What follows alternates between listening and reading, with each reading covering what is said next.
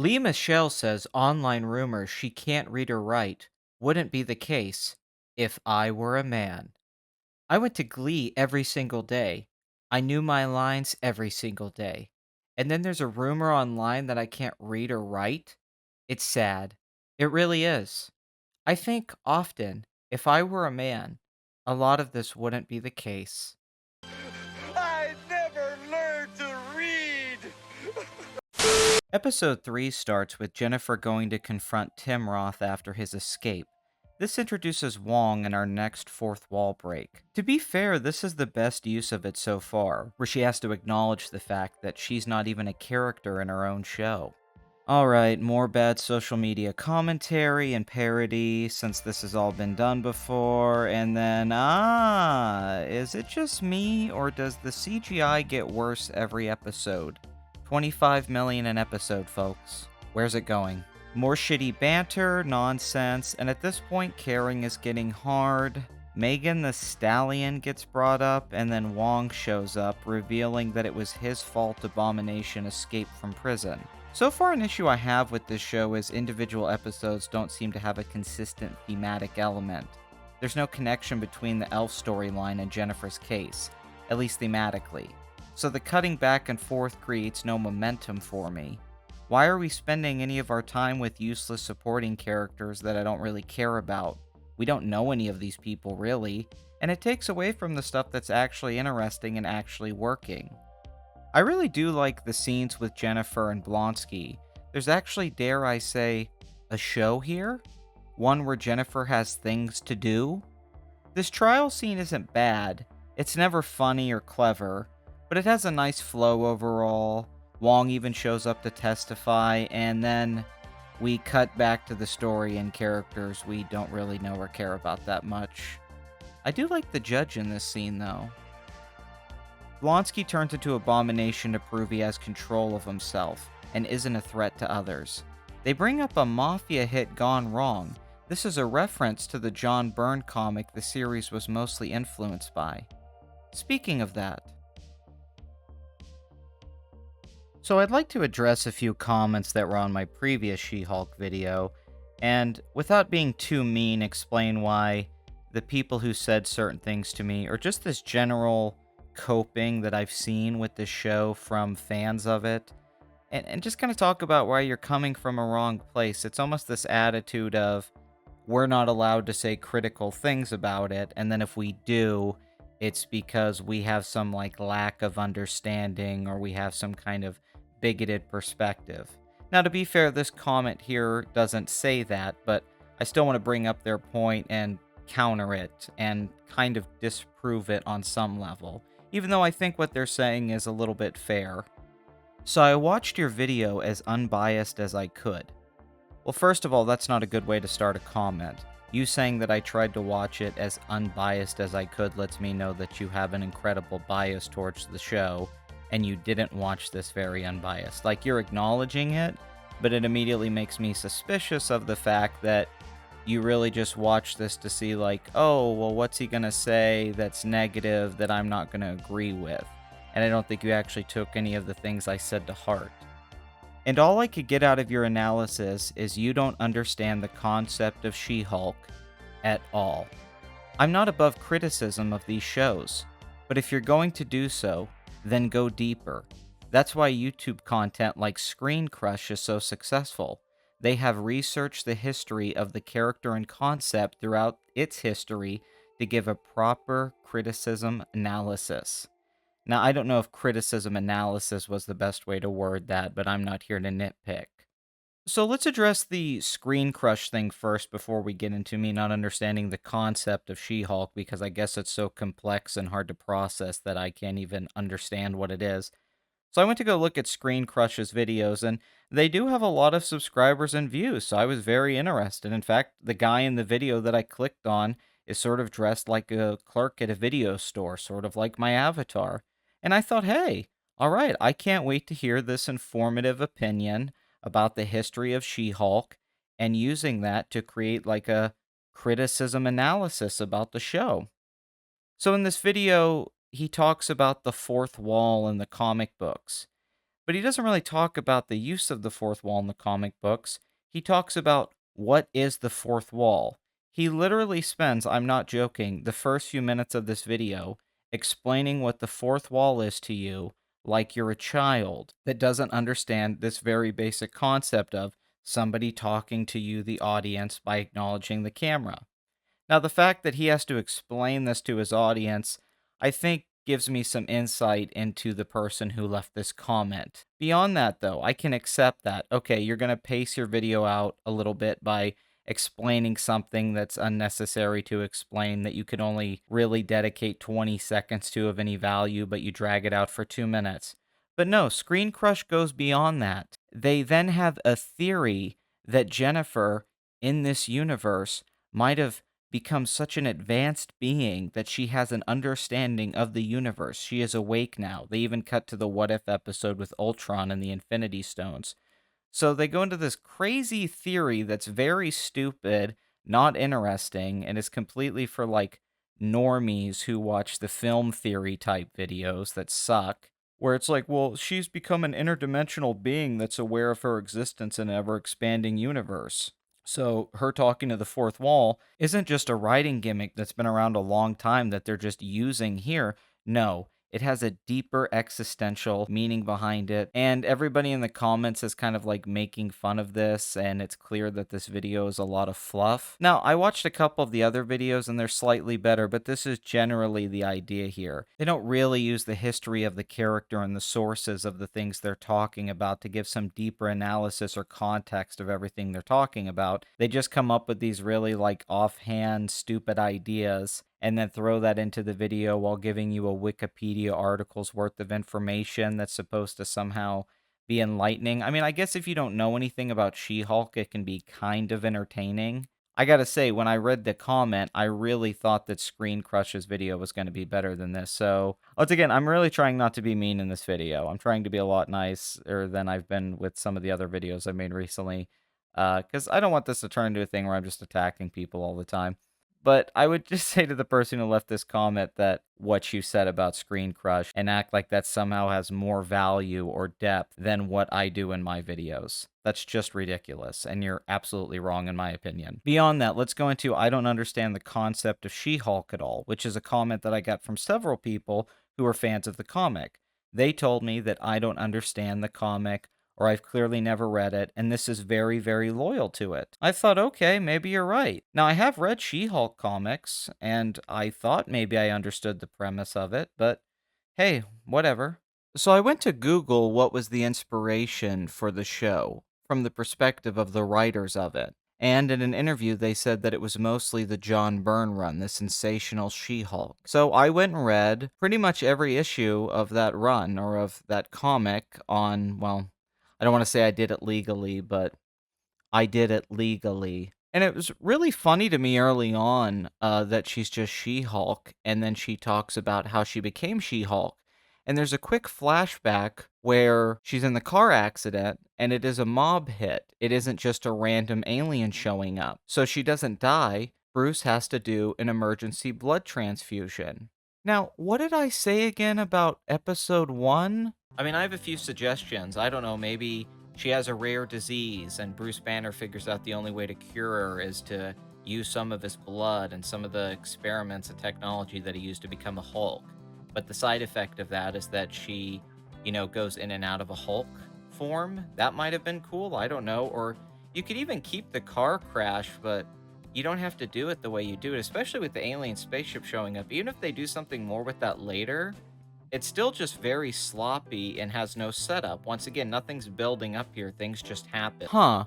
So it's almost like I suggested or even said that what they should have done is what they did in the comics, which is instead of having a random alien ship show up, actually have the car wreck be connected to some storyline, and beyond that, have a blood transfusion instead of that Bruce's blood accidentally mixes with her open wound after a car accident, which makes it feel very random and lacking of purpose. So, yeah, they took elements from the comic, but then they made things dumber than they did in the comic. You can say that, oh, in the comic, It does have her breaking the fourth wall. It does have the jumping around. It doesn't stay consistent. All of that's true. My argument to you is that the comic does all of those things far better, so I can be a fan of it. I like the humor in the comic. I think it's a lot funnier. I like the fourth wall breaking in the comic. I think it's done much, much better. I think the action is done. Even the early issues, she's at a circus. It's much more ridiculous. She's already the She Hulk talking to us. The flashback to how she became the She Hulk is just done very quickly because we don't need a whole episode dedicated to it. And one thing that really hurt the show was that it started that way, was that it started so terribly and so unfocused without keeping that momentum and energy that honestly this third episode slightly has, even if it is a weaker version than the comic. So let's go beyond that though, understanding the concept of She Hulk. I don't get that either. So because the style of the comic is what they're trying to do in the show is good because it's doing a poor version of that style. Let's think about the Deadpool movies.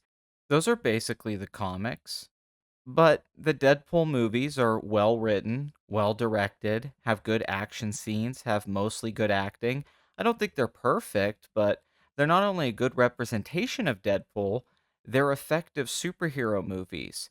And they really didn't have that big of a budget, either one of them. The first one cost like $58 million, dollars, and a lot of the CGI and the filmmaking and the action is pretty good. Now look at this show that cost $150 million. Well, it doesn't look anywhere near as good as the Deadpool movies. So, once again, this is that whole thing of, well, it's like the comics, but I'm getting really sick of that argument. It's like when Smart Hulk happened in Endgame. Well, they did it in the comics, so it's good. Just because they do something that is a reference or is something from the comics doesn't automatically make it good in a television show or a movie. It's a different fucking medium altogether. Iron Man 1, the movie, isn't exactly like Iron Man the comics. And that's what works about it. Dark Knight isn't exactly like Batman comics. Christopher Nolan's basically making a crime movie. He's doing a Michael Mann movie. So my argument to this, the counter argument I would make is that the show is trying to be She-Hulk the comic, but the writers are very incompetent and not as good as John Byrne. And overall, you can't use this like blanket thing to hide it. This is the same thing as people are only criticizing this because she's a strong woman argument. Now the counter argument is people are only criticizing this because they don't understand the premise of She-Hulk, that it does jump around a lot, that it is very self-aware, that it is very goofy, that it is filled with cameos. I mean, Spider-Man even shows up in the third issue. That's all fine, but you can't use that to counter the arguments that are made against this show. This is deflecting. This is coping. This is what a lot of people are doing with the show right now. Instead of addressing the points you're making, they just go somewhere else entirely and say, no, it's about this. And then you're like, why don't you actually talk about the things I said about the show? And then we could actually have a discussion. Hey, wait, is that Lacey Green? Oh no, it's a girl that's trying to be Lacey Green. What the fuck is this? An offense of She Hulk? Huh.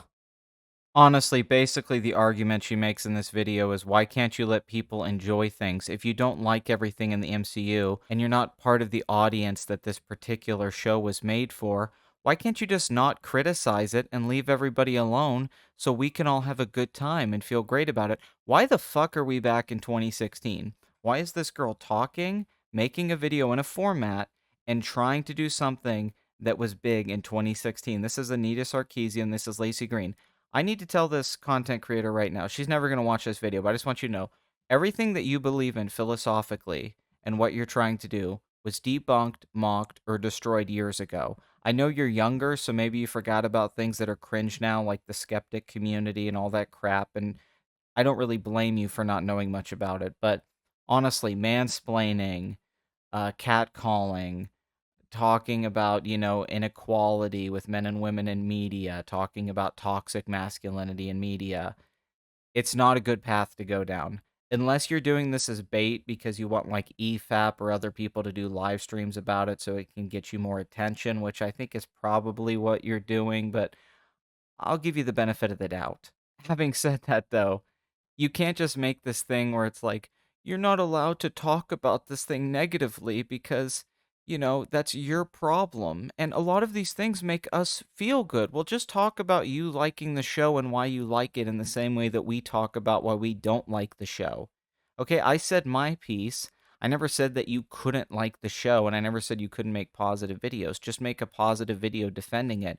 You're not defending it. You're trying to silence critics of it because you don't have any good counter arguments to their points, which is what everybody is doing with this goddamn show, which is 2016 all over again. Just because it's a woman doesn't mean she represents womanhood or the struggle of all women or that she is the image of all of you. She's not the Jesus Christ of women. And beyond that, yeah, you're treating it like some religious thing. This new wave of Marvel fans that have the spirit of what was so big about the MCU, but they're coming from this perspective of, well, this is a singular experience made for a particular audience. Do you really think they made $150 million show to just be watched by women with a certain political leaning? I mean, maybe they did. I don't know what's going on over at Disney right now. Nothing makes sense anymore. But no, I think they made the show to be watched by everyone, and I think the She Hulk comics that it was inspired by were mostly written for everyone. So, yeah, I have read the comics. I get that the show does take things from it, but that doesn't make the show good.